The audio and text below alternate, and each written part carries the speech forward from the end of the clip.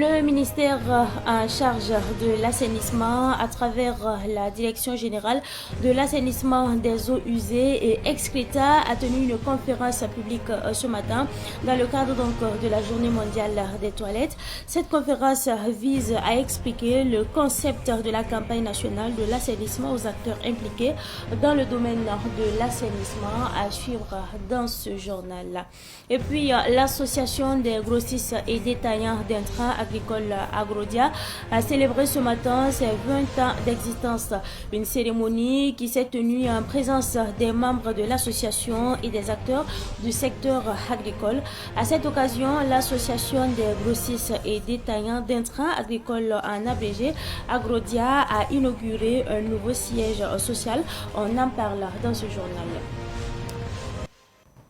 Mesdames et messieurs, bonsoir et bienvenue à ce rendez-vous consacré à l'actualité sur Savane TV. Nous apprenons que le Burkina Faso a remis à la Côte d'Ivoire ses 2 gendarmes, et ce, grâce à l'implication du président togolais Faure Gnassingbé. En rappel, ces 2 gendarmes ivoiriens avaient été interpellés le 19 septembre 2023 en terre burkinabé.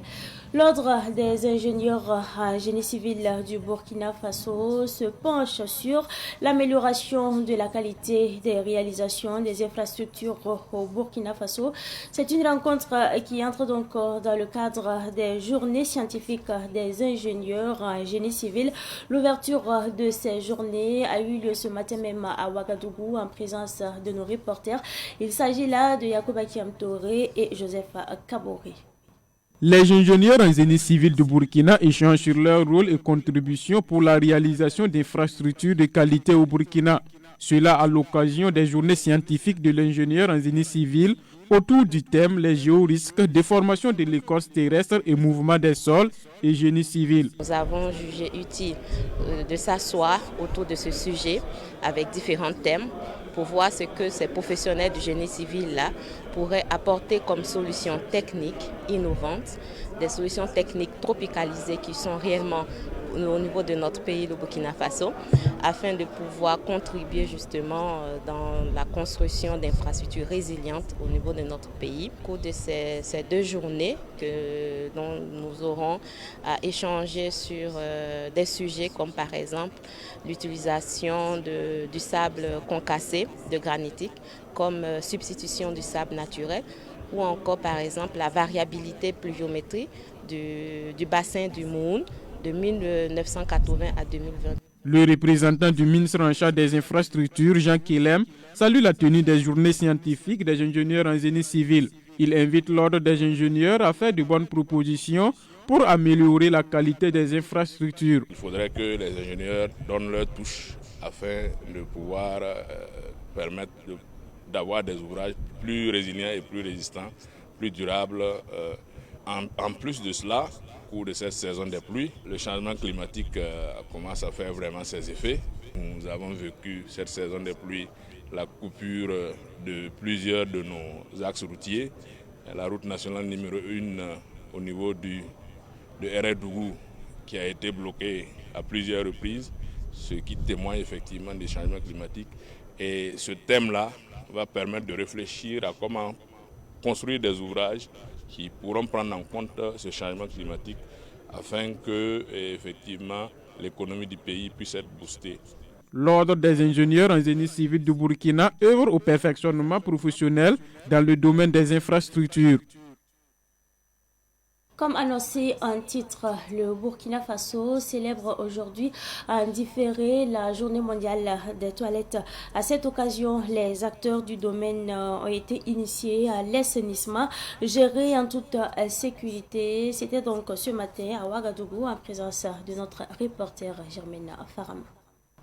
Le taux d'accès aux latrines en milieu rural est passé de 12% en 2015 à 22% en 2023, des chiffres qui interpellent sur la nécessité d'accélérer les actions pour un meilleur assainissement au Burkina. Une campagne sur le changement de comportement a été lancée en ce sens pour assurer un assainissement durable. Cette campagne, vraiment, c'est pour booster et engager tous les acteurs, les politiques, les partenaires techniques et financiers, la communauté, les communes à vraiment considérer l'assainissement géré en toute sécurité une priorité au niveau national dans leurs actions, dans le financement. Donc c'est vraiment dans ce sens que nous avons lancé le 24 octobre passé la campagne nationale fin de la défécation à l'air libre et l'assainissement géré en toute sécurité. Pour l'éradication de la défécation à l'air libre, les acteurs du domaine sont initiés au concept de l'assainissement géré en toute sécurité à cette 23e journée mondiale des toilettes commémorée en différé. L'assainissement en toute sécurité, c'est dit on ne laisse aucun maillon, c'est prendre en compte tous les maillons de la chaîne de valeur de l'assainissement. C'est-à-dire d'abord la mobilisation sociale, la réalisation des infrastructures résilientes au climat. Actuellement, avec le changement climatique, il faut tenir compte de cela dans la réalisation des infrastructures.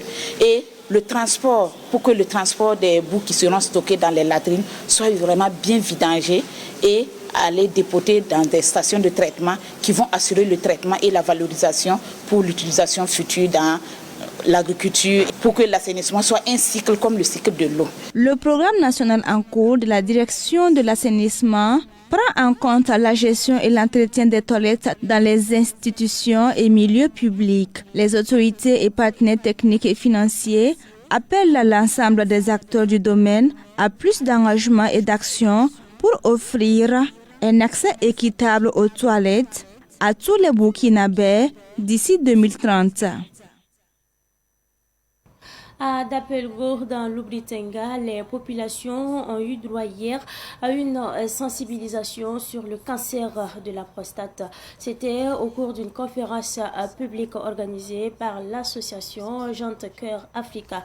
Cette sensibilisation sur le cancer de la prostate s'inscrit donc dans le cadre du Novembre Bleu, un mois dédié au dépistage du cancer masculin. C'est un reportage signé Fatih Sankara et Rose Ouetraogo.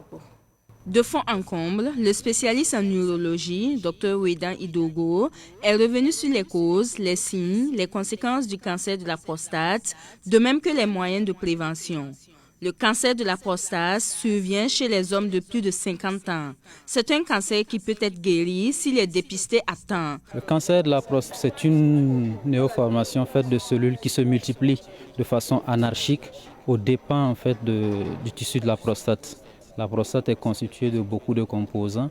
Vous avez des cellules de divers ordres et une lignée cellulaire au niveau de la prostate peut de façon anarchique se mettre à se multiplier et entraîner le cancer. Quand on fait rapidement le diagnostic, à un stade où la tumeur n'est pas évoluée, le traitement est encore possible, notamment par la chirurgie. Et au-delà, d'autres types de traitements peuvent être proposés pour améliorer aussi la qualité de vie du malade. C'est avec satisfaction que les populations de Dapelgo repartent de cette sensibilisation. Cheikh Sawadgo et Justin Ouedraogo prennent l'engagement de partager leurs connaissances avec leurs proches. Ça a été utile pour moi parce que j'ai appris les signes et consorts. Maintenant, je peux m'apprêter le jour où je vois ces signes, ou bien l'un de mes proches voit ces signes. Je pourrais savoir s'il s'agit de la prostate. Je vais en parler avec mes amis qui n'ont pas pu faire le déplacement pour venir.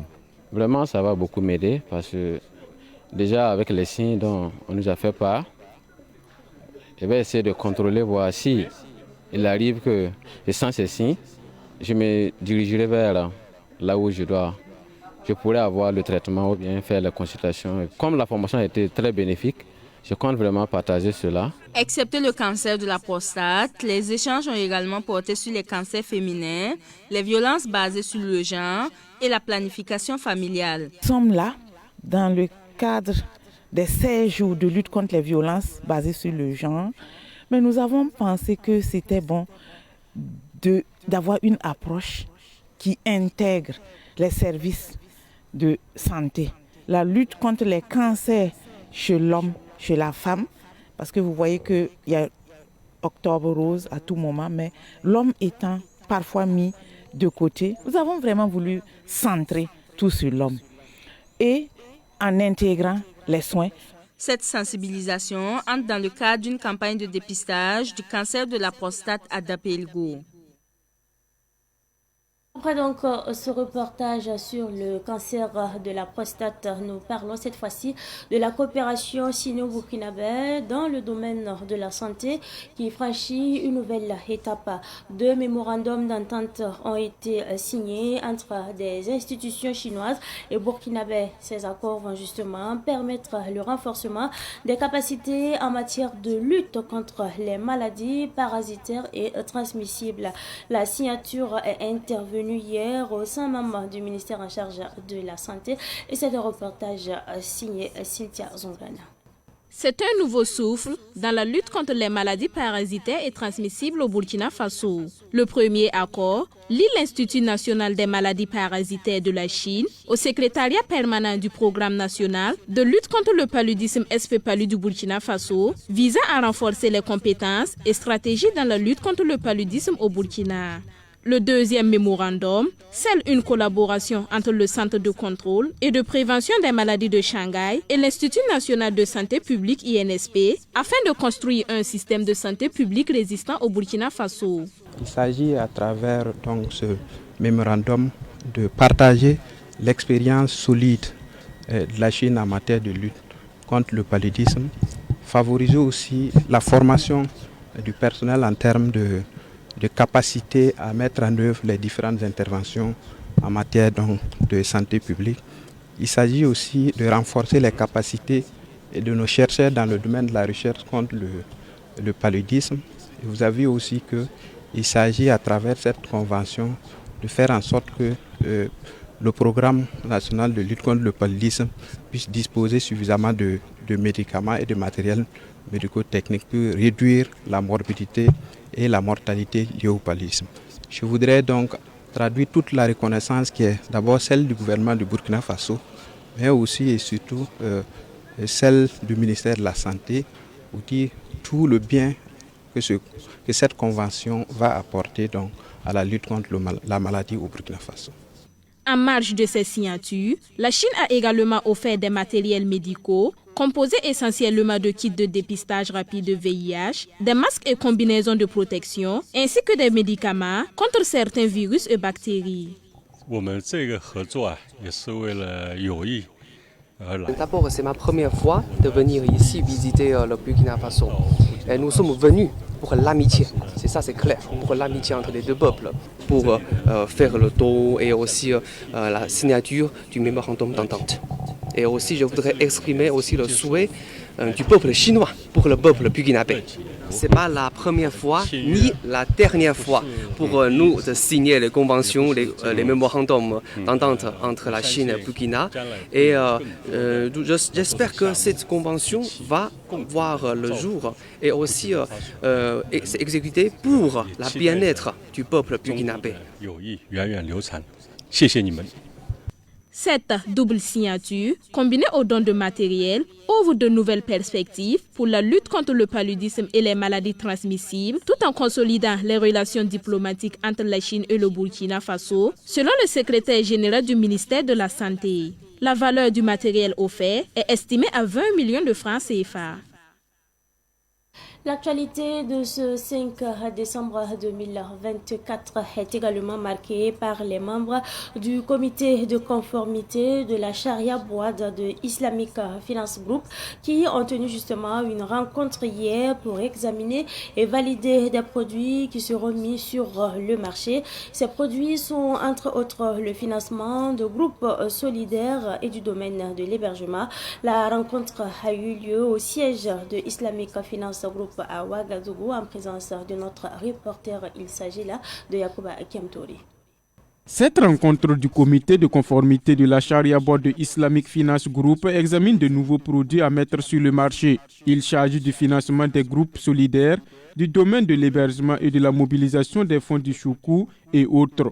Selon le directeur de Islamic Finance Group, Inoussa Ouedraogo, ces produits sont innovants mais ils doivent d'abord passer le filtre du comité de conformité. Lors de l'ouverture de l'agence de Koudougou, on a annoncé qu'on va mettre à la disposition de l'ensemble des Burkinabés un cadre d'hébergement qui va respecter également les principes de l'islam dans la matière.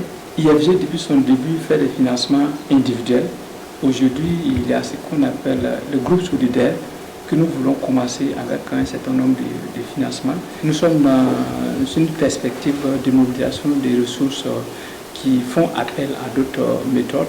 Et le dernier point sur lequel le Charabout va se pencher, ce sont des questions spécifiques au quotidien que nous rencontrons, mais c'est des questions que nous n'avons pas à trancher.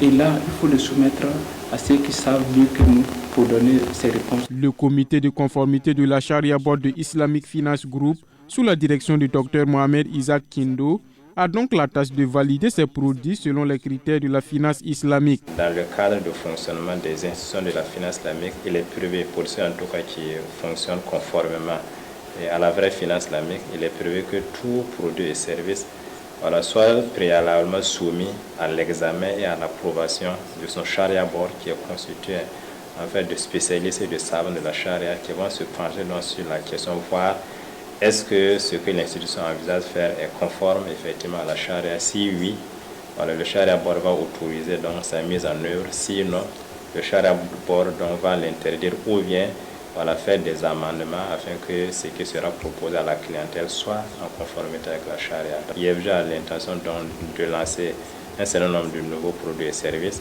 dont nous allons donc les examiner un à un et approuver ou bien donc apporter des amendements, Inch'Allah, s'il y a lieu. Islamic Finance Group est une société spécialisée dans la microfinance islamique. Sa vocation est d'apporter des solutions de financement basées sur les principes de la loi islamique et adaptées à tous les acteurs économiques. Elle est ouverte à toute personne, physique ou morale, sans distinction de religion à Ouagadougou, Bobo Dioulasso et Koudougou. Eh bien, dans l'actualité de ce soir, nous revenons sur l'inauguration de l'usine de transformation de tomates qui s'est déroulée donc le samedi dernier à Bobo Dioulasso, la capitale économique du Burkina Faso, en présence du chef de l'État, le capitaine Ibrahim Traoré. À Zourma, un village de la commune de Zabré, dans le Goulgou, les jeunes ont célébré justement l'événement. Écoutons quelques habitants donc de Zourma au micro de Ruben Wilson.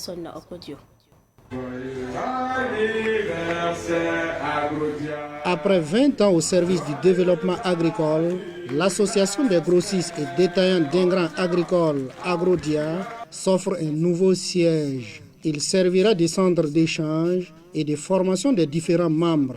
Un bilan très positif pour moi, parce qu'une association qui a commencé en 2004 avec 54 membres et aujourd'hui on se retrouve près de 1000 et quelques membres et étendu sur toute l'étendue du territoire burkinabé avec plus de 800 à 900 membres formés sur en tout cas l'utilisation des intrants agricoles et aussi sur la connaissance de base en tout cas des pesticides.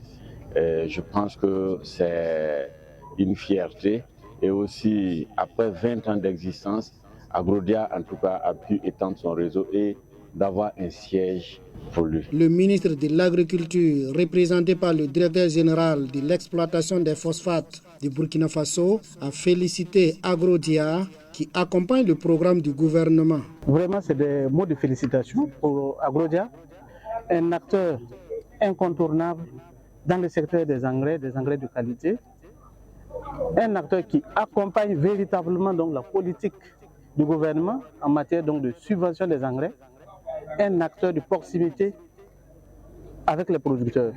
Donc c'est vraiment les féliciter pour tout le chemin déjà parcouru et surtout les encourager à continuer de se perfectionner et aller de l'avant.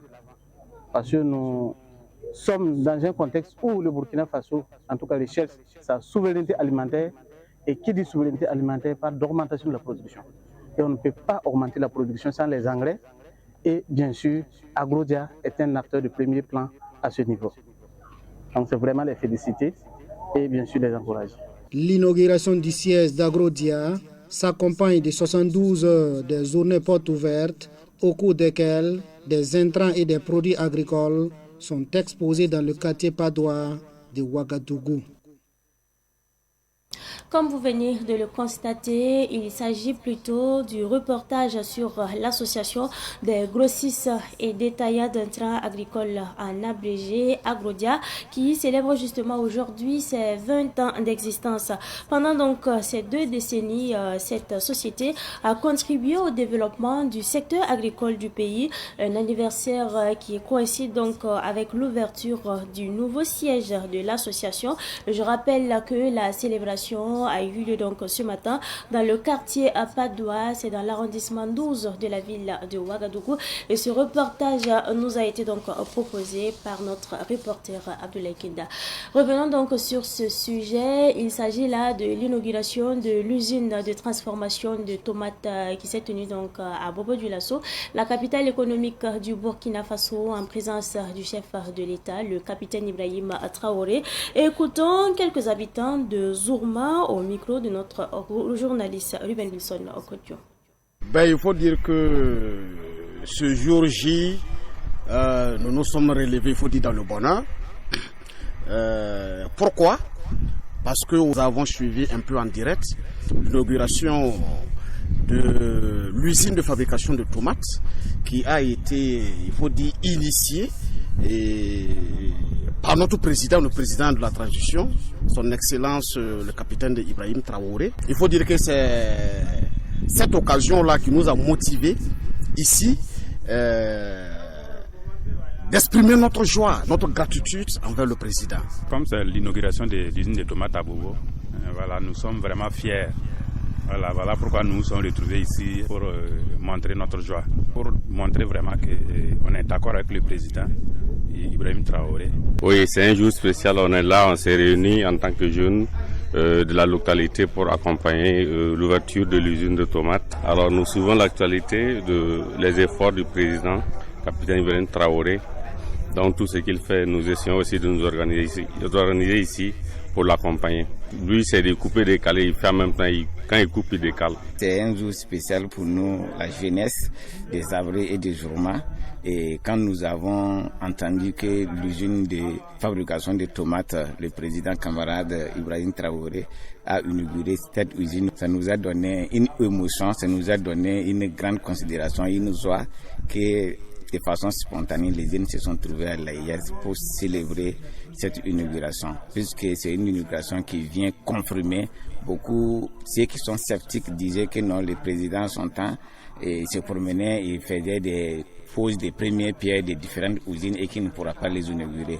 Mais cette inauguration aujourd'hui est venue confirmer tout ce que le président prend comme des décisions. Donc ça nous a convaincus et de façon spontanée, on s'est retrouvés ici pour célébrer cette joie.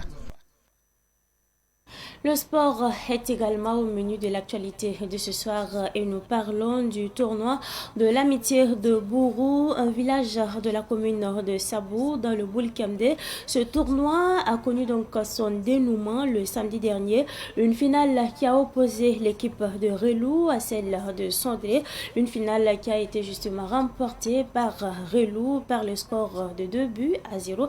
Les précisions avec Fatih Sankara. Le coup d'envoi est donné pour cette 6e édition du tournoi de l'amitié de Bourou qui oppose l'équipe de Relou à celle de Sondré. Dès les premières minutes, l'équipe de Relou s'est montrée plus agressive. 5 minutes après, Relou inscrit son premier but. À la 24e minute, Relou alourdit le score avec un deuxième but. Le score va rester inchangé jusqu'au coup de sifflet final, permettant ainsi à Relou de remporter sa première finale dans ce tournoi de l'amitié de Bourou. On rend grâce à Dieu. Il y a de cela 4 ans, nous, on a été là, mais chaque bout de moment, c'était des demi-finales qu'on nous faisait sortir. Mais cette année, vraiment, on rend grâce à Dieu pour la finale. On a rapporté ça, on est tellement contents, on a la joie de cœur. Cette compétition a réuni 12 équipes du centre-ouest et du centre-sud. C'est un tournoi qui offre l'opportunité aux joueurs de se frayer un passage en 2e division du championnat national, en plus de son côté rassembleur. Nous sommes très satisfaits du niveau même de la compétition. Alors, et si vous voyez aussi le nombre donc, de populations qui sortent donc, pour suivre ce tournoi-là, c'est édifiant. Donc nous sommes très ravis, très satisfaits. On a beaucoup d'initiatives pour coopérer avec déjà des clubs qui sont en 2e division, en 1re division. pour déjà dénicher donc, des talents qui peuvent accompagner le football burkinabé. En plus de la performance des joueurs, la 6e édition du tournoi de l'amitié de Bourou a connu une mobilisation exceptionnelle. De quoi réjouir le PDS de Sabou, Abdulaziz Kouara, de même que Ibrahima Traoré Dibaya, ancien international burkinabé. C'est un sentiment de fierté qui nous anime de voir cette gigantesque mobilisation de la population de Bourou autour de la 6e édition du tournoi de football. Nous pensons que nous allons encore en tant qu'anciens accompagner davantage M. Zio et pourquoi pas la prochaine édition, on va amener tous les anciens pour jouer un match de gala pour en tout cas encore accompagner M. Zio dans cette œuvre gigantesque. L'équipe vainqueur, le Loup, repart avec le trophée, 125 000 francs CFA, 3 jeux de maillot, un ballon et des médailles d'or. Quant à Sondré, elle s'en sort avec des médailles d'argent, une enveloppe de 100 000 francs CFA et 3 jeux de maillot. Actualité sportive, toujours FC Yaoundé remporte la finale de la 7e édition de la Coupe de la cohésion du village de Banzan dans la commune de Poix. Un tournoi initié donc par l'association des élèves étudiants et ressortissants de Banzan en collaboration avec El Hadj Bouraï Mathiam Rabeogo, dit Moré de Banzan. C'était donc le samedi dernier en présence de notre reporter Daouda Yameogo. Débuté le 21 septembre 2024 avec 16 équipes, ce sont les équipes FC Yaoundé et Yirsouabiri de Poix FC qui sont parvenues en finale. Après 2 fois 25 minutes de jeu, l'équipe FC Yaoundé, plus collective dans le jeu, remporte le gain du match en battant Yirsouabiri de Poix FC par le score de 2-1. Ça fait la deuxième fois comme ça. On a joué ça l'an passé, on a remporté ça contre l'équipe de Loara. Et cette fois-ci, on a joué avec l'équipe de Chouabiri et on a remporté ça.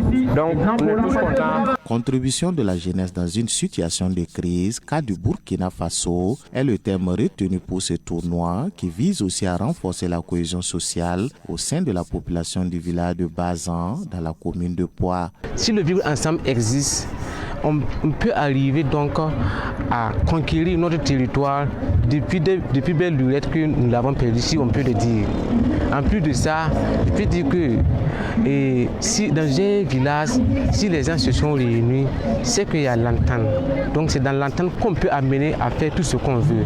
Des personnalités et ressortissants de Bazan ont été nombreux à associer leur image à la 7e édition de la Coupe de la cohésion. Quand on regarde ce que nous vivons aujourd'hui, c'est tout simplement parce que parfois il n'y a pas ce genre d'événement. C'est tout simplement parce que les gens ne pensent pas que le vivre ensemble est la base, c'est le ciment de la société. Alors, de tels événements, c'est un match de football. Regardez les gens qui sont ici. Il y a les gens de tous les côtés. Il y a des chefs coutumiers, il y a des musulmans, il y a toutes les classes sociales qui sont réunies ici et qui sont représentées ici. Et nous, moi personnellement, je parraine ce genre de choses parce que cela va nous permettre de mieux vivre ensemble, de mieux combattre actuellement le mal que nous vivons. FC Yaoundé, vainqueur de la compétition, remporte le trophée, un jeu de maillot, 2 ballons, des médailles en or et une enveloppe de 75 000 francs CFA. Yirsouabiri de Poix FC, finaliste malheureuse, se console avec un jeu de maillot, 2 ballons, des médailles en argent et une enveloppe de 50 000 francs CFA. La finale de la Coupe de la cohésion est le couronnement de plusieurs activités entrant dans le cadre de la promotion de la fraternité entre les filles et fils de la commune de Poix dans la région du centre-ouest. Ce soir, nous marquons une halte pour rendre hommage à la police nationale qui veille au grand jour et nuit à l'orée des fêtes de fin d'année pour assurer la sécurité à toutes et à tous. Soyez en remerciés depuis votre position. C'est tout pour cette édition du soir que j'ai pris en tout cas du plaisir à vous présenter. Merci à vous pour votre constante fidélité. Excellente suite de programmes en compagnie bien sûr des programmes de la télévision des nouvelles idées.